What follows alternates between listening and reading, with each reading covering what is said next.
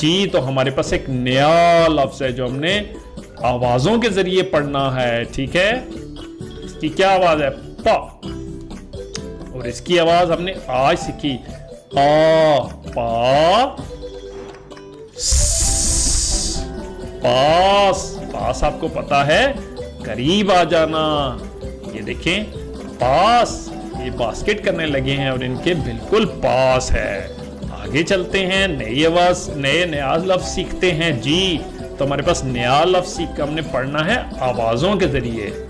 पहली आवाज क्या है? प।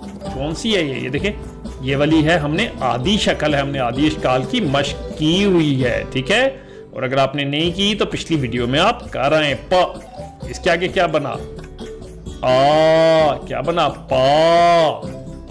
इसकी आवाज क्या है? र, क्या बना? पार। ठीक है, तो पार हम उर्दू में कहते